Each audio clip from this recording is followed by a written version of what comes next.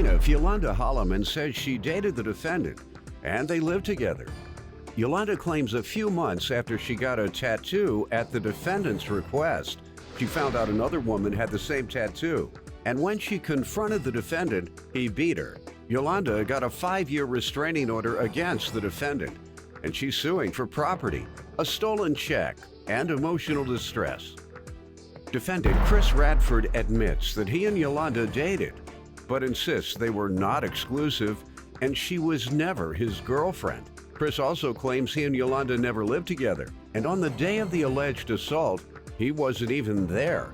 Chris denies owing Yolanda for anything. Ma'am, you're suing your former boyfriend for $4,400 for unreturned property, a stolen check, and emotional distress? First of all, I was never her boyfriend. All right, good enough. All right. I don't hold them type of titles. All right.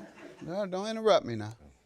Anybody ever told you look like Rick James? Yeah. The hair? Yeah, you do. Go ahead, ma'am. Okay. Let me start with you. All right, thank you. August 2014, Mr. Radford met me at Amtrak in Fresno, California. He approached me. And from there, we had started dating. When I came back to Fresno around September, October, I moved in with Mr. Radford in October in his 1-bedroom apartment. He took me around, showed me all his kids, friends, family, and everything.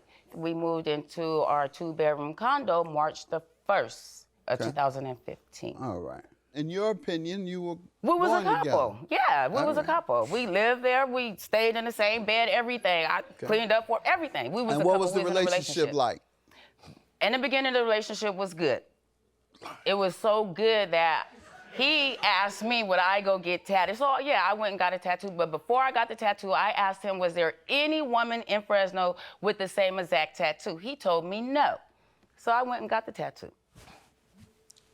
Now, November the 19th of 2015, this is where everything gets bad.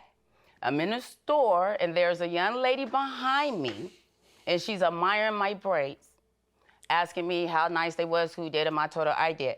From the back, I'm talking to her. Once I get my change, I turn around, and guess what I see? The same tattoo on this woman that I got on me. And so when I went home and I asked him about it. You didn't compliment her? You didn't say, hey. No, I You should have done, yeah, you should have said, hey, girl. That's a nice I was just shocked. tattoo. I was like, I have the same one. no. And you know what? That day I had mine covered. Usually when I go to the store, it's not covered. That day it was covered. All right. In your opinion, you were We was a born couple. together. Yeah, we was a couple. We lived there. We stayed in the same bed, everything. I cleaned up for everything. We was And a what couple. was the We in a relationship like? In the beginning, the relationship was good.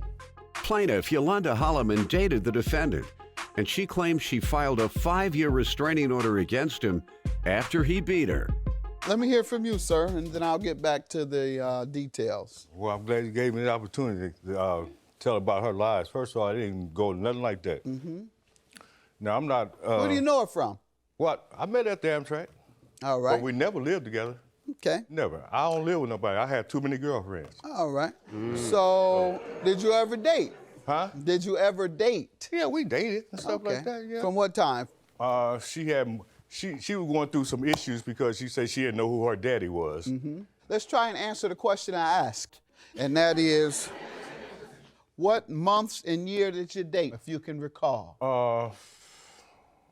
I wouldn't even recall the date. I mean, we were just... You don't know the time frame in which you dated? No. Do you know when you started dating?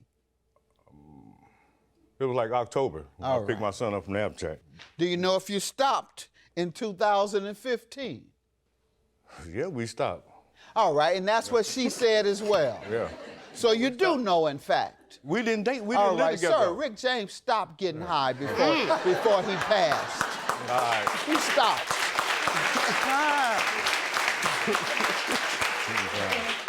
He stopped.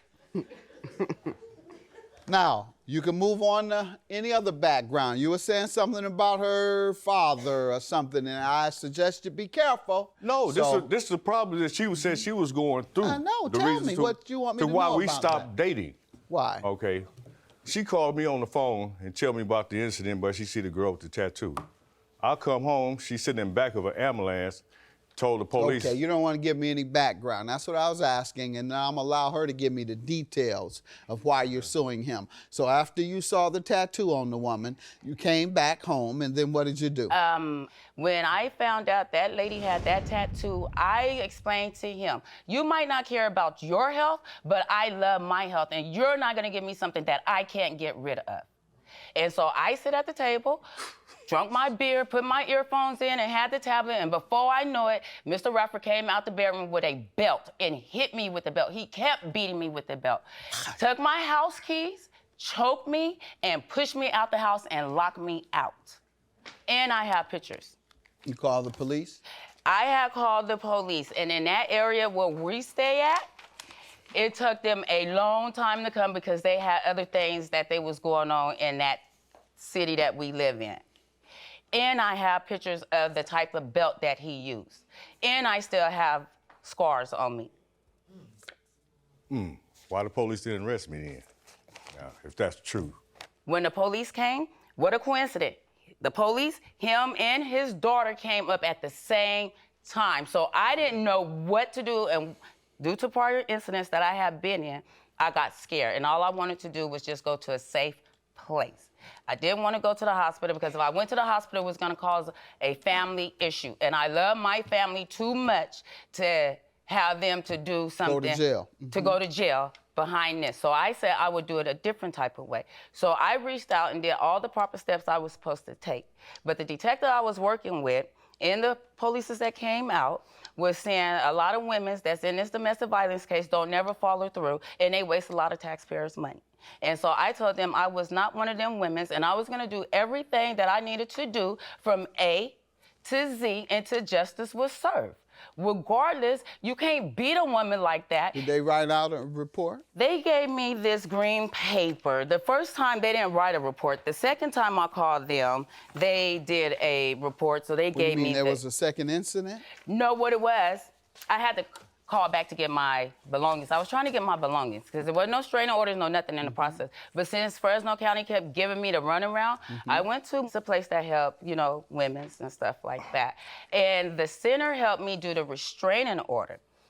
So we went to the court for the restraining order, and once again, he's so cocky, Your Honor, the judge granted me a 5-year restraining order against him. Here go the restraining order.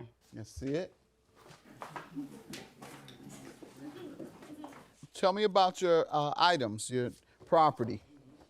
He sent me a text on the 21st telling me to come and get, you know, about the check.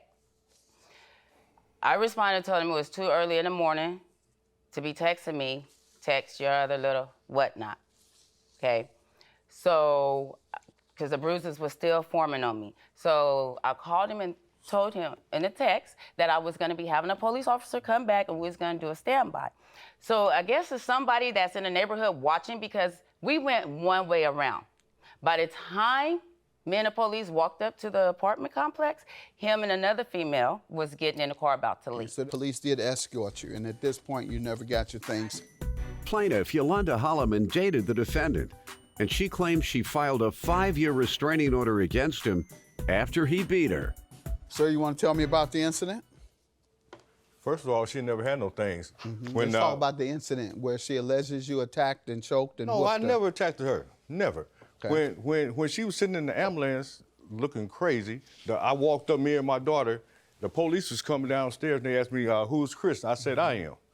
So they said, well, she said you whooped her the belt. I just drove up. So I told the police I didn't want nothing else to do with her. Okay. I never touched her. I just drove up. But anyway, the police escorted her and me up to my house. She so-called had property. So she's go back into my room and she come out with a Bible. Let's go back to the restraining order. Did she get a restraining order against you? Yeah, well, You do know about that? Yeah. Okay, Yeah, I know you do because I'm looking at it. Yeah, I do. I know and about if I it. had her police report, you would probably know then about this assault she's alleging. So why do you think she alleged something that didn't happen? Well, you got to ask her. No, that. I'm asking you. I Do don't you know? I don't know why. All right, still to this day, you don't know Still why to she this would day. do. All right, and about the property, you have any information on the property? No. All right, and do you? Yes. Right after he got served. Do you have any evidence that he took your property? Oh, yeah, I ma'am? have copies. This is some of the stuff that was left there. All right, any communications? You said there was some Oh, text yeah, some that went texts back here. and forth. This is about you going to college? Good. Yeah, And you have your associates? Mm-hmm. All right. What you have? I have, what I have? Education-wise. I have a degree in hotel motel apartment management. Okay, and you work in that area? I managed apartment for 2 years. Okay. I'm disabled What right do you do now? I don't do nothing. Okay. Why is that? Because I'm disabled. What's wrong with you? I got a bad back and a bad knee. So do I. I still work.